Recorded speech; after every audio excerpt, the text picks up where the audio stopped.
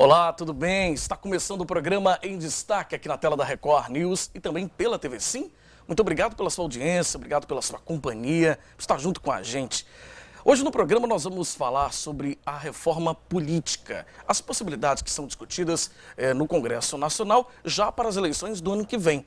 O nosso convidado é o advogado eleitoralista Hélio Maldonado. Hélio, seja muito bem-vindo aqui ao programa. Obrigado, Fabiano, pelo convite. Fico muito honrado de estar aqui no programa. Prazer é nosso te receber, Hélio. Seja muito bem-vindo. Hélio, ano que vem, ano de eleições, né? Eleições, aí a gente está falando de deputados estaduais, deputados federais, né? Ainda um cargo também, uma vaga aqui no estado para o Senado.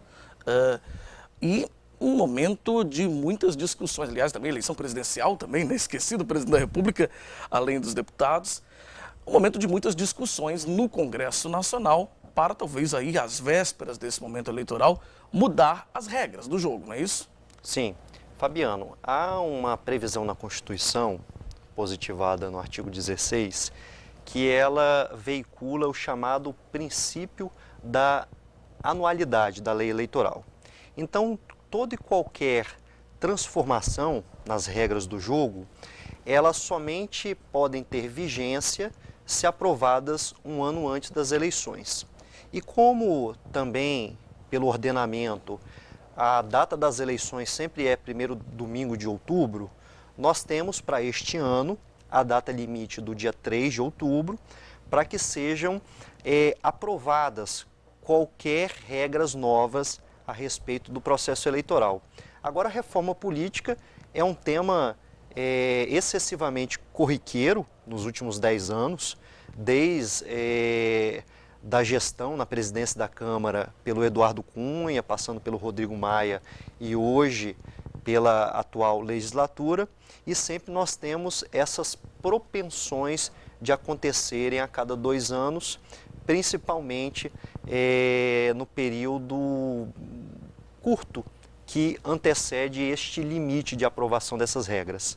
Agora, a primeira alteração que a gente já acompanhou foi essa, agora há poucos dias, com relação aos partidos políticos. Sim, há já uma realidade, um projeto de lei que foi encaminhado pelo Senado Federal, aprovado já pela Câmara dos Deputados, que institui a chamada federação de partidos, melhor dizendo. O que seria essa federação de partidos, Fabiano? Seria a aliança entre partidos políticos a nível nacional, isso tem que ficar bastante claro, porque essa que é a previsão dessa federação de partidos, e essa aliança ela teria que ocorrer até a data limite das convenções partidárias, mas a diferença desta federação de partidos em relação às coligações partidárias é que não é uma aliança temporária, mas sim uma aliança que terá a finalidade de durar por todo o período de mandato de 4 anos dos eleitos. Ou seja, é de interesse diretamente de quem hoje talvez está no poder. Sim, não só quem está no poder, mas principalmente para uma garantia de uma perspectiva de governabilidade. E por que eu digo isso e essa nossa opinião formada? Que há um fenômeno político no nosso presidencialismo nacional que é alcunhado pela ciência política como presidencialismo de coalizão, né?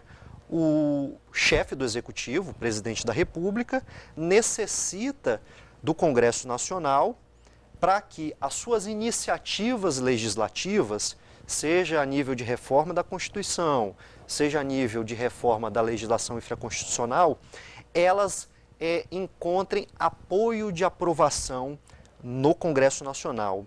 E este apoio de aprovação, ele tem uma oscilação em relação aos quórums, né, o quantitativo de votos necessários para se aprovar uma determinada emenda à Constituição ou um projeto de lei.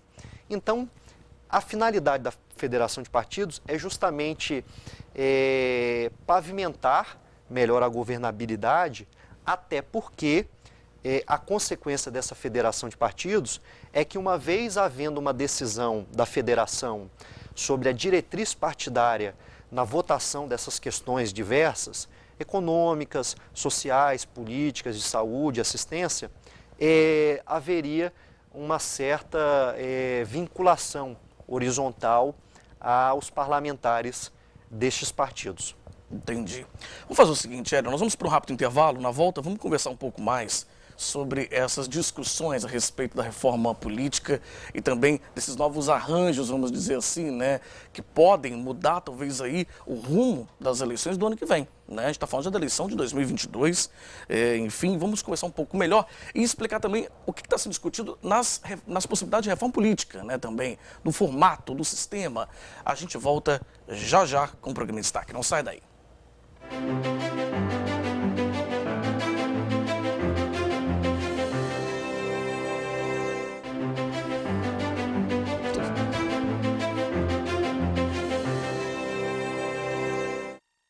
Estamos de volta com o nosso programa, hoje recebendo em destaque o advogado eleitoralista Hélio Maldonado. Nosso assunto é reforma política, as mudanças, as discussões já para as eleições do ano que vem. Hélio, no bloco anterior nós falamos um pouco sobre já esse momento, como que está, né, enfim, as discussões estão assim fervendo, né, borbulhando lá no Congresso Nacional, lá em Brasília.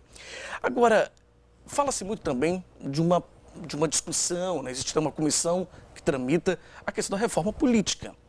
Quais são as principais possibilidades hoje que se discute a respeito dessa reforma, da mudança do sistema? Fabiano, em maio foi criado pela presidência da Câmara 2 grupos de trabalhos internos para discutir esse assunto, né, que não só se limita à reforma política, mas também à reforma eleitoral. Primeiramente, uma comissão de reforma política, a deputada Renata Abreu, como relatora de uma proposta de emenda à Constituição, e, paralelamente, um novo Código Eleitoral, por uma comissão de sistematização das normas eleitorais, e a relatora é a deputada Margarete Coelho. A proposta de emenda à Constituição da reforma política já foi votada em uma dupla rodada pela Câmara dos Deputados. Na semana passada, salvo engano, concluída quinta-feira, e agora, nesta terça-feira, finalizado. E agora vai ao Senado Federal para que também, numa dupla rodada de votação, há um quórum qualificado de 2/3 dos membros do Legislativo para aprovar essa PEC e que ela, então, vá para a sanção ou veto presidencial. Sim. O que se tem de novidade nessa PEC? Primeiro, o retorno das coligações. Muito polêmico, né? Muito polêmico.